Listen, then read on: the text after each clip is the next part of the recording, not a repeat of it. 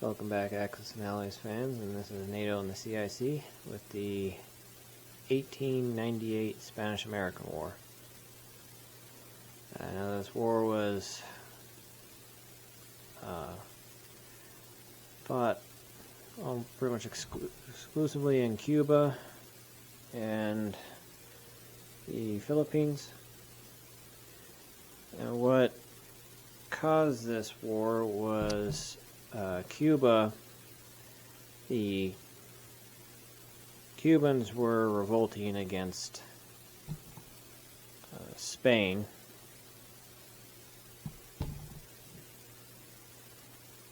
And that rebellion in Cuba is what eventually would pull the United States into the conflict. Now, it's a little more complicated than that. Around about this time, the United States was looking to expand, primarily for coaling stations, because navies had transitioned to the steam-powered instead of sail, and the fuel for that was coal. Now at this point in time, it was pretty hard for coal-powered ships to get all the way across the Pacific or Indian Ocean or Atlantic or whatever various oceans. So the European powers had, in the last several decades, been investing in various islands around the world, setting up coaling stations so their ships could top off in whatever island they owned and then proceed to wherever they're going. Problem is, the United States was a late arrival to this, and most of everything had been already taken.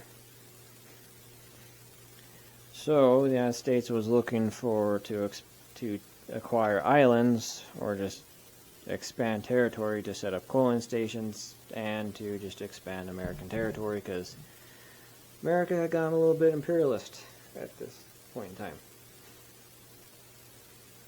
Now, the Cuban revolution, whatever you want to call it, presented itself as a good opportunity for the United States to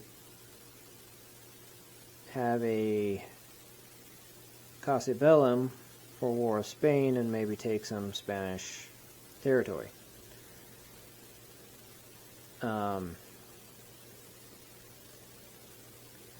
this was furthered by American media, newspapers, inflating Spanish atrocities and cruelty in Cuba. Not saying it didn't happen, it absolutely did happen, but the reports that the media and newspapers were publishing in the United States were inflating the amount of cruelty and brutality that Spain was using to try to crush the rebels, what we call yellow journalism. And so public sentiment in the United States was continuously turning against Spain and was pro-Cuban revolutionary. And the final straw, I guess you could say, was when the USS Maine, American warship that had been sent to Cuba, mysteriously blew up in Cuban harbor. The United States blamed Spain for sabotaging it. Spain denied it. The United States didn't believe them, and the United States declared war soon after. And thus the Spanish-American War began. Now on this I'm using box set, the first map pieces.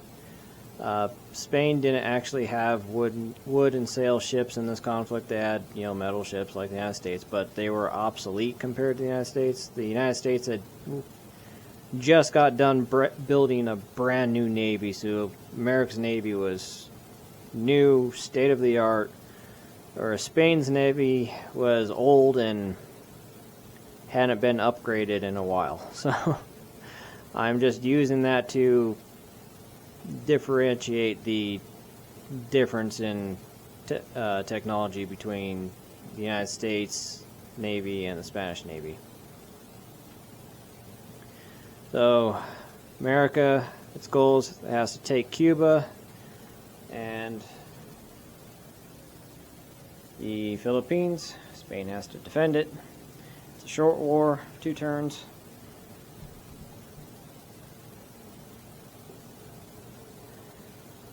And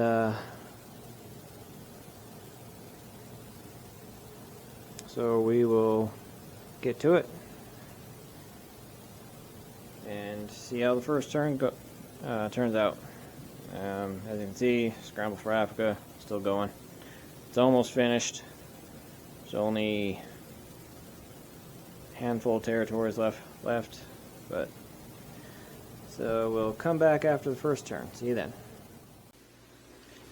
Welcome back, Axis and Allies players. This is NATO on the CIC with the second turn of the Spanish-American War. So it'll be fall 1898. And we'll start with Cuba. The United States came down with its navy, defeated the Spanish navy, and then landed in Cuba. And got 2 hits in exchange for one of its own. And then, as you can see, the United States built its second wave. Then Spain, with its 5 IPCs, bought 2 militia, put them down in Cuba to try to hold Cuba as best it can. It's not necessarily going for firepower, it's just going for numbers.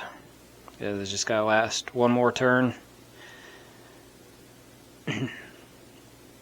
So now the United States has to get 4 hits on this next attack in order to win. Now on the other side of the globe, the United States took its navy that was on tour, conveniently, in China, off the shore of China, when this war kicked off. Diverted to the Philippines, same story as Cuba, defeated the Spanish Navy there. It was a coastal artillery, but that missed. And then the United States landed ground troops, defeated the Spanish militia there, and took the Philippines. So it is, in terms of victory points, it is 1 American and 1 Spanish point. So the United States has to take Cuba in this next turn. Otherwise, this ends in a draw. So we'll see if the United States can pull it off. We'll do this last round and come back with the victory or draw results for the war. See you then. Welcome back, Axis and Allies fans. This is NATO and the CIC, and the Spanish-American War is over. The United States has won. It needed 4 hits, and it got its 4th hit on the last dice roll. So it took Cuba and the Philippines. It gives it a 2-0 victory over Spain. So that means the United States will acquire Puerto Rico, Guam, and the Philippines, and Cuba will become independent. Sort of.